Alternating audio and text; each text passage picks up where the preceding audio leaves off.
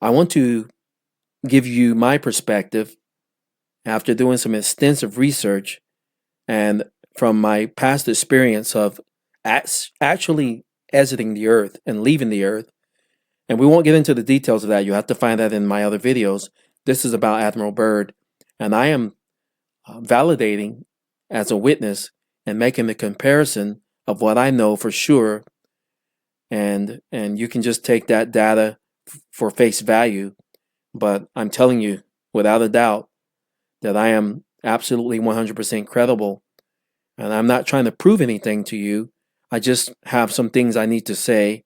Whoever is jacking with this recording system, and I know it does go onto the cloud, tell you it's the Microsoft cloud, and I already know about your actions there. Now, if this is Pan, listen, Pan, we're after your ass, and I'm coming for you. I drew the line. You know when I drew the line? You diminish the mind of the people to the point where they're eating babies and doing it openly. This has got to end. And I'm talking to you right now. It's 5:30 in the morning and I've recorded many times over, and there's a reason for that. It has to do with the interruptions of the recording and the special technology that is utilized to interrupt the recordings. And we won't take it personal. I used to work on those ends and do those things, and maybe I deserve it, for all the stuff I did back in the day.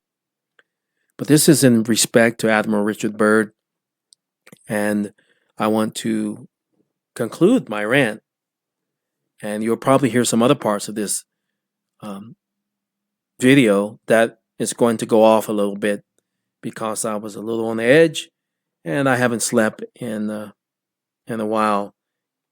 Now, on December 8th, 1954, Admiral Richard Byrd appeared on the television show Longines Chronoscope, and this is sponsored by the Whitnor watches, and it was hosted by Frank Knight.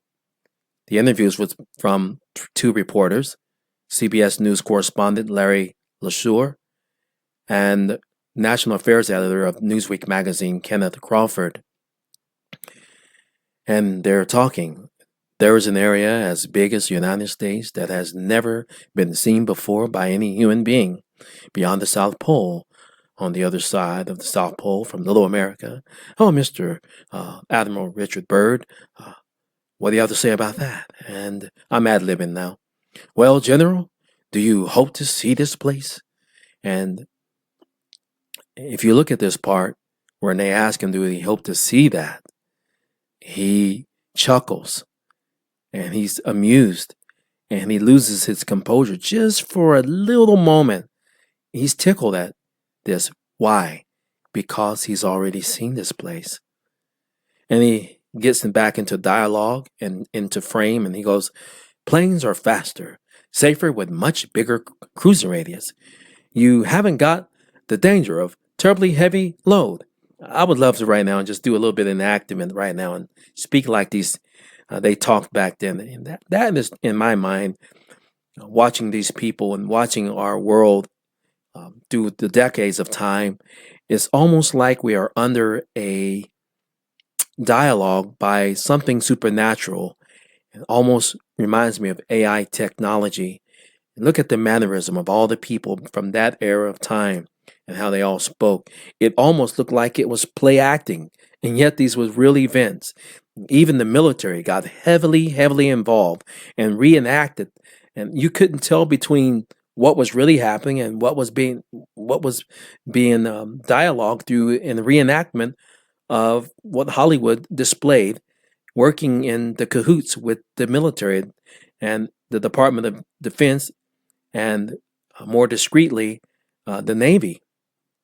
And I've never seen so many people in the world in the military ever get involved in a script and selling a story and the illusion of how cold and how bad it was down there. Yet Admiral Richard Byrd said it was only a strip of ice, a belt of ice, he said.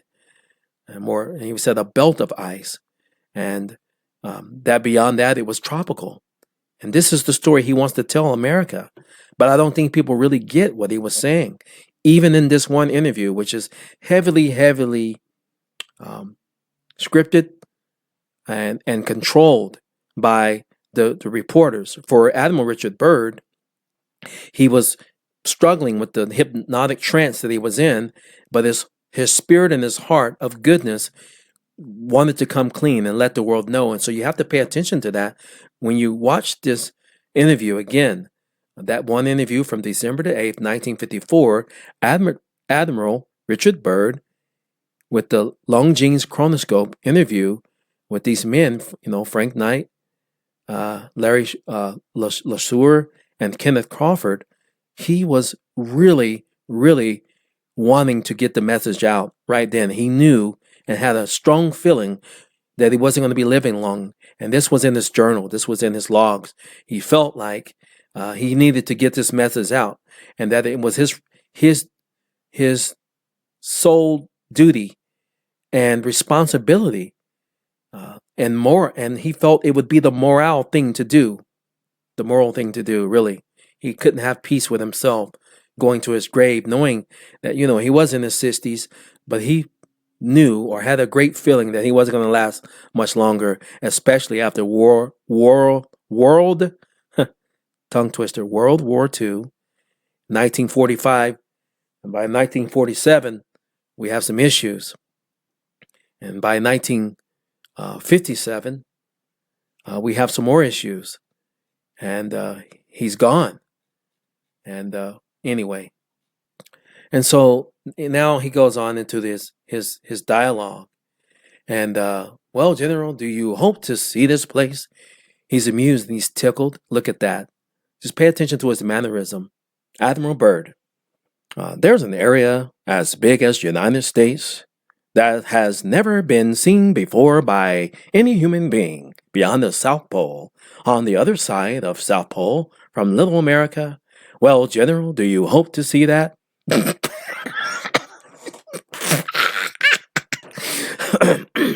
Well, there in Little America, well, there's planes are faster, safer, with a much bigger cruising radius. You haven't got the danger of a terrible heavy load, and we have a icebreaker ECA reconnaissance expedition to make certain observations and to look for some bases. They will be back in April and report back, and upon the information we get from that undertaking, we will base the bigger expedition that's to follow. Admiral Byrd, is that very definitely planned? Or, yes, that's being planned right now. Definitely more expeditions year after year because the government has really become interested. And the Emperor Penguin. Wait. Mr. Mr. Byrd, you're getting off the subject. We just want to know about the military operations, and we don't want to hear about the Emperor Penguin is huge. Have you noticed this Emperor Penguin? He's very intelligent. He talks to us. They went to check up on us, and they started conferring with each other, and they was taking us around and walking us around and telling us about this wonderful celestial place called Antarctica, and how they can live very long life. And there's this. Have you ever seen anything like this? Admiral Byrd, we just want to stick with the dialogue. It's by far the most valuable, important place in the world for science. Science? Yeah. There's a celestial city there, and that's why the scientific groups all over the world are really interested. But more important than that, wait a minute, you're throwing this off. What's more important than that, Admiral Byrd? Well, excuse me, more important than that, it has to do with the future of our nation and those to come after us, or even during your lifetime. Because, why did you say during my lifetime? Are you starting to feel like you're not going to live that long, Mr. Byrd? We're about the same age, man. What are you talking about my lifetime? Are you feeling a little antsy right now? And someone's got a warrant out for your arrest, or is there a bounty on your head? And Yes, I'm coming forward right now because I don't think I'm going to live long. And Admiral Byrd, what do you have to say about the natural resources? Because that's what we want to know about the military importance. Well, it has some. There's coal. What? Wait. Coal? Yeah, there's coal down there. A lot. Okay, I guess I'll answer your question. If we lost control of the Panama Canal, we would have to control the islands just north of Antarctica. Oh, cool, sweet. He's going to tell us about the islands, which are a part of Antarctica. Wait a minute. Yes, the islands just north of Antarctica is a part of Antarctica, and that's there and Cape Horn. Cape Horn? Wait a minute. Go back. Are you trying to tell us that Cape Horn is Antarctica? Yeah, but I'm really not supposed to tell you this. But yes, yeah, it's not that far. It's roughly 360, less than 400 miles to get to this place, this wonderful place. But I have to stick with this dialogue. So it's 4,000 miles, 4,000 miles from Detroit. And then he goes into this dialogue, and he's talking about the humanitarian Dean Arnold. We finished a meal. We left there. Frozen bread was just as good. Wait a minute, guys. Hey, listen. Shh. This Admiral Byrd, I think he's a little cuckoo. We need to stick with something else, man. Just ignore what he's saying. Completely ignore what he's saying about frozen bread that was just as good. And then, not just the frozen bread. Everything was perfect, including the bread. And the meat was good. Everything was just pristine. As in a matter of fact, I have humanitarian Dean Arnold. He went and made some bread down there, fresh and right from the bakery that can feed. There no one in the food will never age. It will never go stale. That's what I'm trying to tell you guys. There's giant penguins down there. There's mammoths down there. And there's a lot of forest down there. And nothing ages. And it's so peaceful and loving down there. And you want to ask me about uranium and all of this good stuff? What I'm trying to tell you is that if I don't get this story out in time, well, things don't look so pristine for me. But anyway, we've already sent some of this bread to Europe, by the way. It worked very well over there, and people love it. It's just like manna from heaven. No. So you can leave it there in Antarctica. Wait, Mr. Byrd. We just want to hear Admiral Byrd. Excuse me. We just want to hear this. Stick with the dialogue, man. No. I've got to break out this hypnosis. So you can leave it there in Antarctica against the lean years. Oh, wait a minute. Less than 10 years? Are those the lean? What kind of lean years are you talking about? 2 or 3? I know it's years is implying at least 2 years. 2 years there? When was the last? I remember you saying you had food there before in the past, and you're trying to tell us now that it tastes just as good. What are you saying, man? Well, so they can store it down there, and you wouldn't really have any starving people in the world. Man, this guy is pouring out his soul and how he loves to help people. And he was known for being a man of character. And then he turns right around and says, he sounds crazy. You can stay there forever. Oh, man. Yeah. Okay. All right. We should just ignore this. Admiral Byrd, what are the natural resources you found? Well, we found enough coal within 180 miles of the South Pole in the Great Mountains, not covered in snow. Wait a minute. Wait. Is this a fairy tale? Are you rhyming? Or did you mean to rhyme like that? Enough to supply for the whole world, for the whole wide world, for quite a while. And it was once tropical. Wait. Did you get this from the scientists? Because I'm pretty sure we told you to say it was once tropical, but you're not implying that it is tropical. You didn't really see this place because, as far as we understand, you haven't seen this. We don't want to check your logs. We don't even know about your logs right now.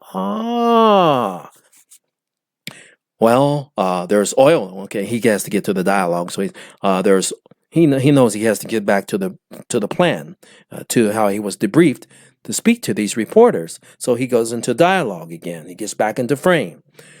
There's oil there and evidence Probably, maybe, uranium there. Oh, yeah, that's what we want to hear. We want to hear that.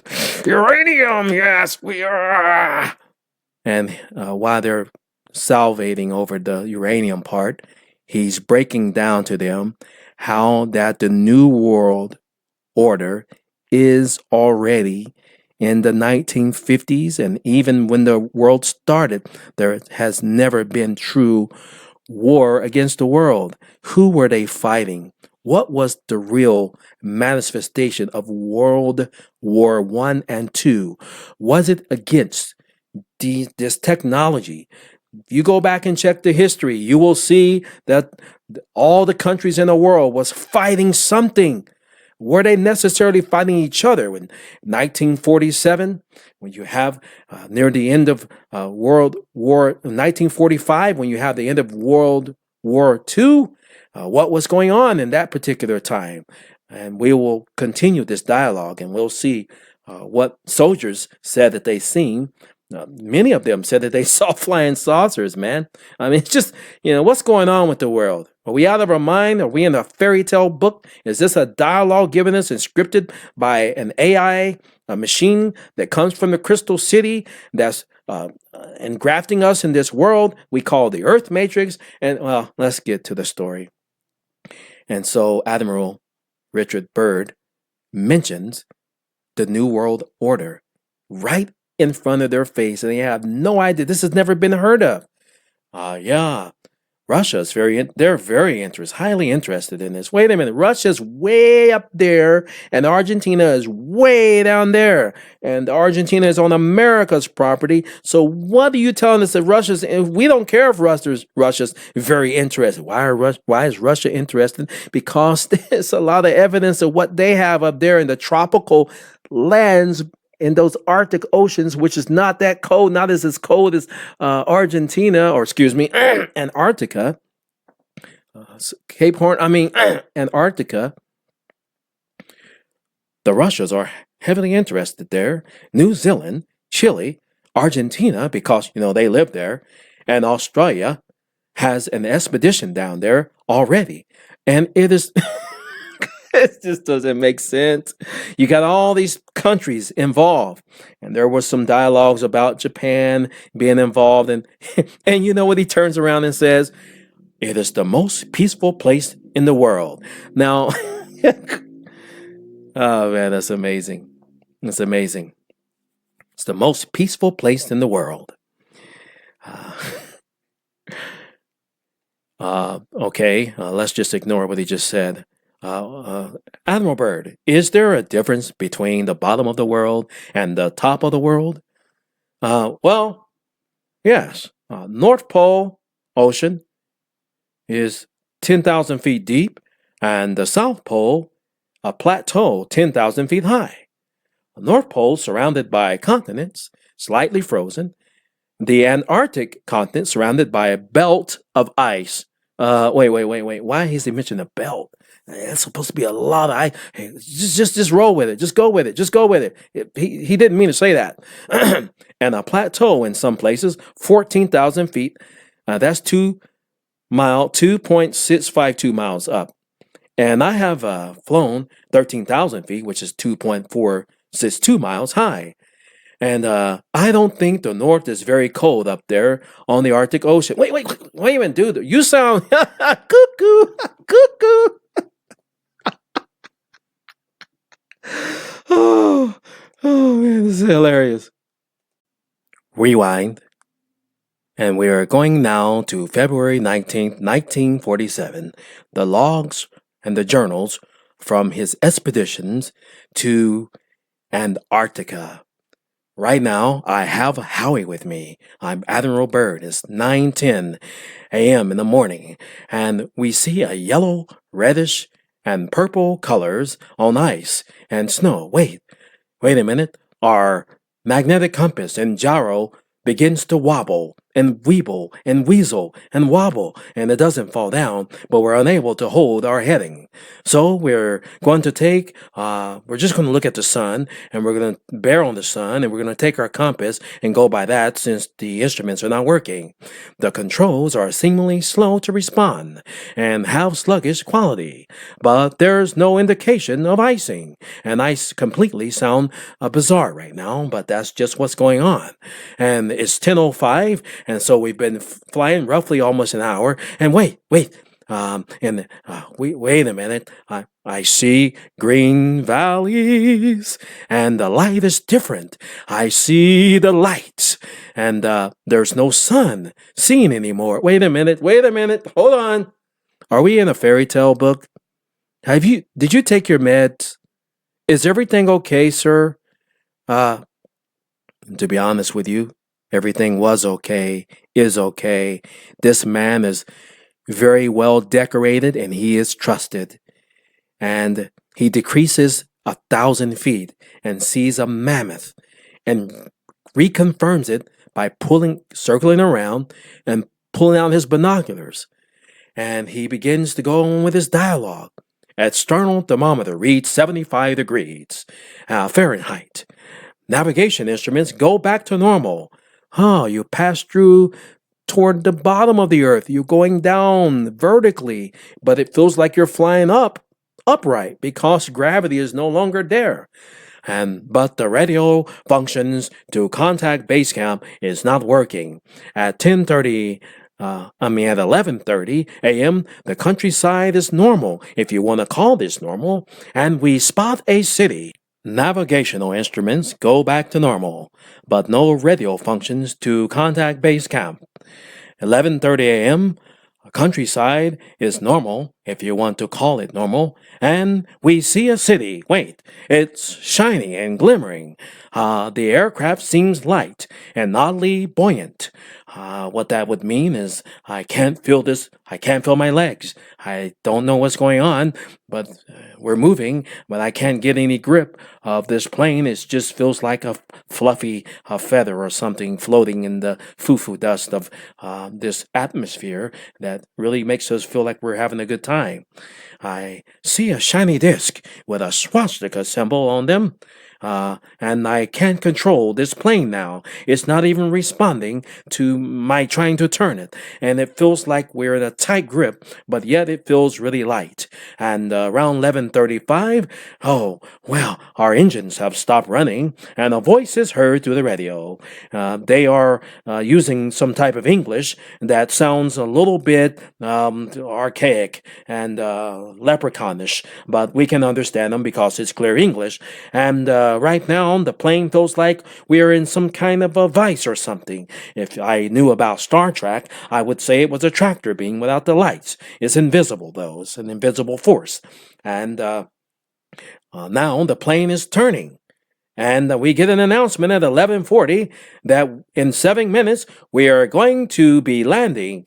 And we got the message, and the plane is beginning to descend. We feel like we are in an invisible elevator, and it shudders slightly. And when we touch down, it is just a slight jolt. We can hardly feel it. Tall men are approaching. I better finish up my journal here before they come, and we don't know what's going to happen, but it looks really, really weird and strange to us. We are in a strange place. And in the distance, I can see a shimmering city pulsating with rainbow hues of color. Is this the Wizard of Oz? We board an invisible platform conveyance with no wheels, which takes us swiftly to a city made of crystal material. We are drinking some good old tasting liquid. I think it's water, but it really tastes great.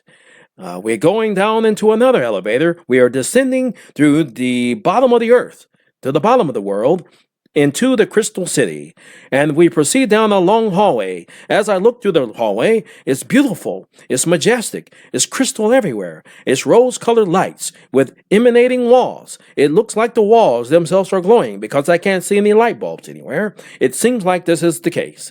It was so beautiful there that I just don't have any human words to describe it, and so I'll just leave this journal. And now I see this ancient man, and he's standing there and he looks peaceful and he's asking me questions, and I really don't know what this has to do with me. And he's telling me how in 1945 that flew girls, which was fired upon by the military, and at the end of World War II. Go figure.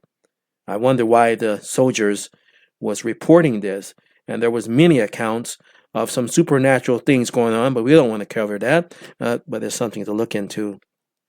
And this ancient one says, darkness will cover the earth like a pall. That's a cloth spread over a coffin. And this has something to do with the COVID-19 dusting, and we are now under the coffin. And he said that we are doomed and we are in certain peril. And well, on the way back, I have to send a message because he wants me to tell the world and to let them know that we exist and we are real up here, and we understand you're down there messing with these atomic bombs. And anyway, here we go. And we are moving really fast. There are two aircraft that are accompanying us. They are silver disc, and I think they're those flugerats, whatever you call them.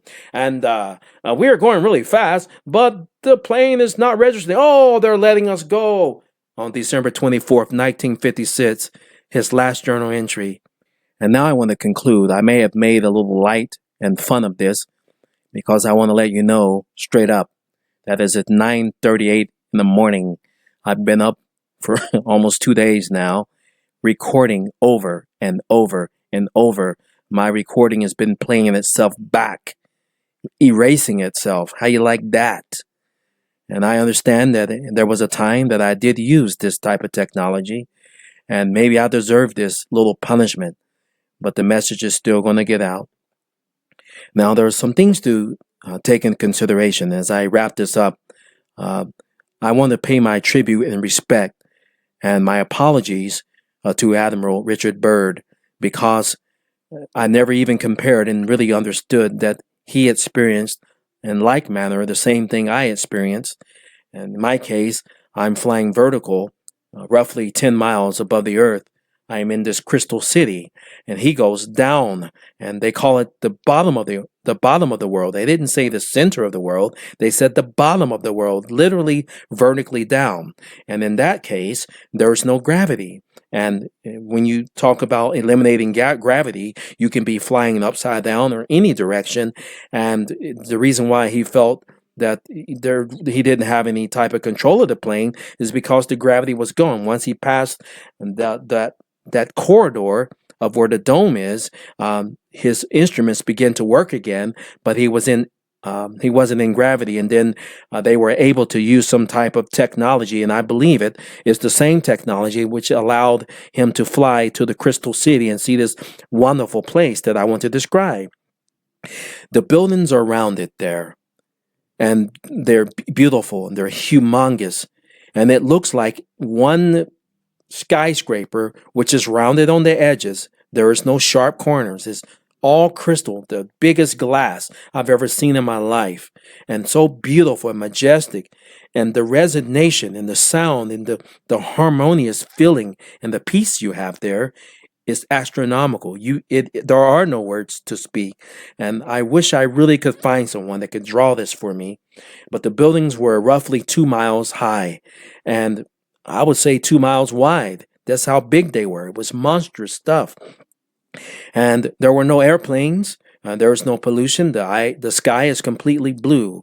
But the place, it glimmers, it shines. And the resonation, there's water everywhere, man. There's all sorts of fountains. And when the water flows, you don't see the bubbles. You know how you see the white bubbles? This stuff was clear. From my memory, it was all clear. The beauty of the place and the fountains. And I had the opportunity to play in that water. And that's when I got my first opportunity after 2 years of being there. 2 years. I finally, at the end, I drank the water and I came back younger. Now he talks about the bread and this. Antarctica area that doesn't age. He's given us a message here. There is something to understand here. There is something to grasp here. We need to go back and research this interview, even though they edited, deleted, or is it a Mandela effect? I don't know. Where he said he saw a mammoth and he said he saw a crystal city in this interview. I can't find that anywhere anymore. Back in 2015, it was broadcasted everywhere. I saw this many times. Well, at least maybe 5 or 6 times. And I remembered it, but I never could really connect what he was saying with what was happening and what happened in my case in modern times. What I'm telling you is that Admiral Richard Byrd is credible. He had a story and a dialogue to share with the world. And the military went out of their way to offer dialogue. And I have never seen this in the history of time where the military put so much time and effort in sending us documentaries and re-scripting something to cast over our minds a spell that would make us not take this seriously. And this is a serious issue. It's relative, believe it or not, this is relative to the COVID-19 situation. You want to know where the COVID-19 is coming from, and I'm sort of telling you. He mentioned a land near Antarctica, right before you got to this majestic crystal city. He said there was so much cold, it would last for a very long time for the entire world.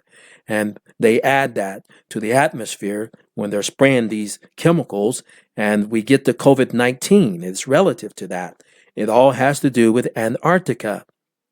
And now that the Earth is higher up and that the Earth is floated up, maybe this is due because of the melting of the ice and the sun getting closer to the Earth and the Earth rising up and it's floating like an arc, or we're coming up like we're in some type of, I don't know what you want to call it, but it's amazing.